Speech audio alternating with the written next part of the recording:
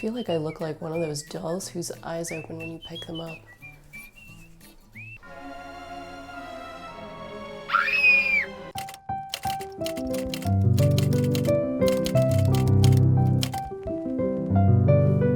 Hiya! I don't like the way my arms are positioned. Welcome back. So if autumn had arrived in my last video, in this one it has moved all of its things in and is staying indefinitely. Check it out. Yes, yes. Spread your seeds.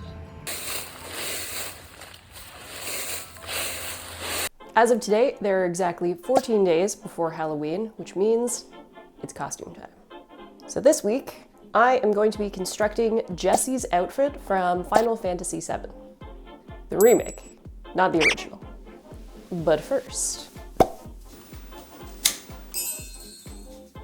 So, let's sketch out what it is that I've got to make. Looking at the pictures of Jessie's breastplate, it looks like it's made up of two sections. The upper part, where the cups go, and the lower part, which wraps around my torso. It's got a few rounded details and some rivets in the center. The straps look like they're attached separately using strips of leather, and attached to those we've got some leather pauldrons. Then we've got some curvy shoulder plates with an extra lip along the bottom for extra protection. Both kind of curl upwards, and they go on the pauldrons. Lastly, we've got some shin guards that look like they're made of 4 different sections. Rivets there too, and a little guard for my delicate ankle bones. The only things that I still need are some clasps for the leather straps, and I also need a couple of brown belts and possibly a little pouch. And those are things that I can get at the mall. So let's go do that. I bought a whole bunch of masks from this lady who does like corsets made of art pieces. There was one I was so excited to get because it had a unicorn on it, and then it came in. The unicorn is being stabbed. So when I got it and saw it was like bleeding out and dying, I was less enthused. It still looks cool, and that's the mask I've got, so. A few moments later. Who is still shopping at Fairweathers? It's a deserted wasteland in there. Found the belts. Found kind of stretchy, pleathery fabric in the form of leggings that I can turn into the pouch. I think I had to go with some black gloves because all the brown leather gloves were like $50 and I was not gonna do that. Clasps next. Michaels, am I ever really done with you?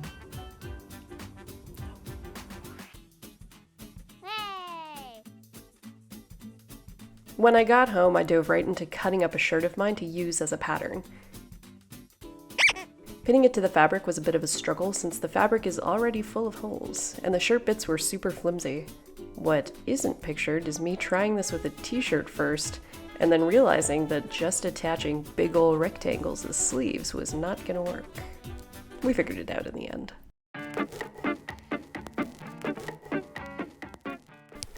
Okay. It's getting really cold now, so I had to move all of my plants off of my porch and inside so they wouldn't freeze. Let's go, friend. Oh my god. Here you go. You get to live in the kitchen. The undershirt is done. It's a little snug because the mesh doesn't actually stretch as much as I thought it would. So today the plan is to cover myself in plastic wrap and duct tape to get sort of like a model of my torso. And then I can use that model to sort of shape the worbla around. That seems to be the easiest way to create like the 3-dimensional chest piece shape. Let's go do that. I had high hopes for this process, but alas for me, it did not work. The cling wrap just kept slipping, and the finished piece was way too flimsy. So instead, I busted out the Bristol board and made some pattern-ish pieces out of it that were more or less the shapes I needed. Traced the pattern shapes onto the worbla using an 1,000-year-old silver pencil crayon, cut those out, and then proceeded to heat them up using my brand new heat gun, and laying the pieces on my body, while hot. This was terribly uncomfortable, and I do not recommend it. Kinda. It's a little lumpy, but I'm hoping once I plasti dip it and paint it, it'll look a little bit smoother. smoother. We'll continue. Good morning. After a few failed experiments, we've gotten to the point where I've got the breastplate and I've got the back. I tried to add snaps on the sides, like fabric snaps. They didn't stay in very well, so I've decided to just tie them together. So once these are all painted, I can start making the sort of shoulder area, and we'll see how that goes. So I started out by plasti dipping both pieces, which gave them a nice, smooth finish. It covered the googly eye rivets well too. Next, I went in with a few coats of silver acrylic paint, which I got on basically everything except the rug. Even though Jessie's armor is real shiny, I decided to do some weathering because it's therapeutic and satisfying.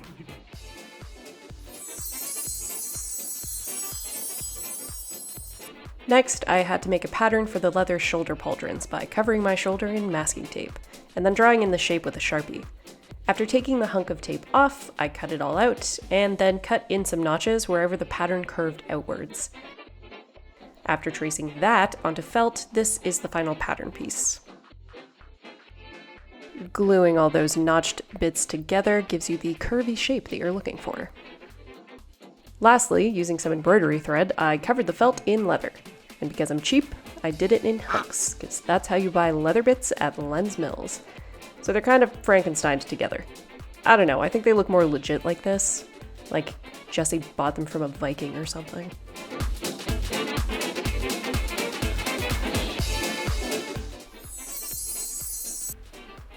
Welcome to day 3. It's day 3 of this project. It's not 3 days after I started because grad school. So, progress has been made.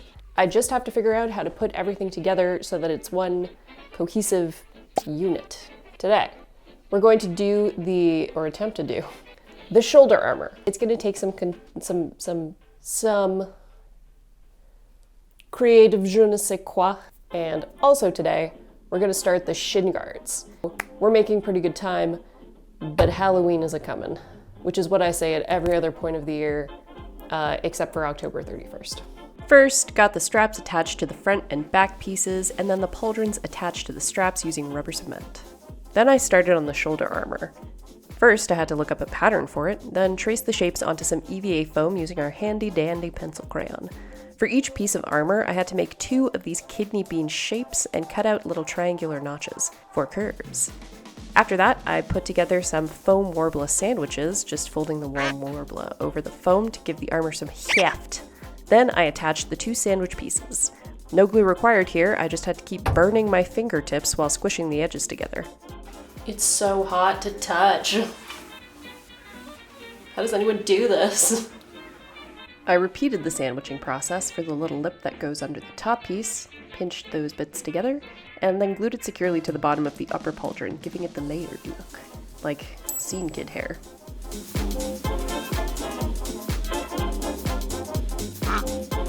It is the final day of this project. I hope. My living room floor is a disaster zone. Look at that. So, finished up the shoulder pauldron sculpting last night. Sprayed them with plasti dip. Those are drying. They're going to be painted today. Measured out the patterns for my shin guards, and I just gotta alter the belts, and then we're done. After constructing some pattern pieces out of EVA foam, I traced their shapes onto worbla. I then, and I'm not even kidding, drew on my legs with Sharpie where each section was supposed to go, and then formed the worbla to each of those sections. I then taped them together and with silver pencil crayon traced where they'd be glued with rubber cement. Stuck all those sections together, et voila, 4-tiered shin guards.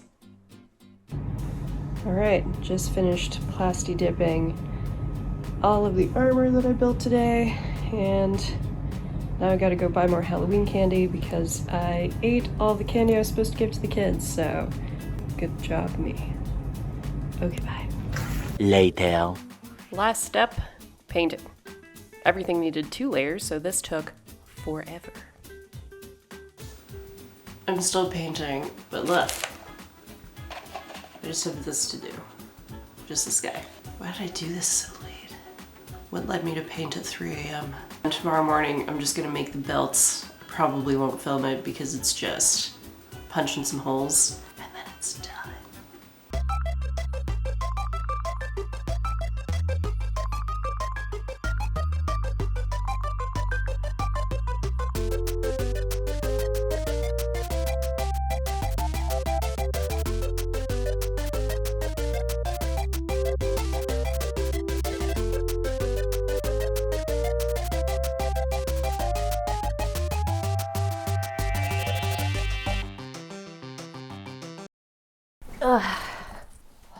It's done. We're very pleased. By we, I mean I. The royal we. We are pleased. Final thoughts. Super fun, very challenging, and much warmer than I thought it would be. And I mean that literally, not figuratively. There's a lot of touching hot plastic. I watched a lot of YouTube videos to learn how to shape worbla, and everyone's just touching it with their hands. I think this was a success. I got to use a lot of new tools. I got to use Plasti Dip, which was cool. I used liquid cement, which looked disgusting and smelled disgusting and felt disgusting, but it worked. So thank you so much for joining me on this particular endeavor. If you enjoyed this and would like to see more of me attempting things, feel free to subscribe. I will see you guys in the next one. Bye.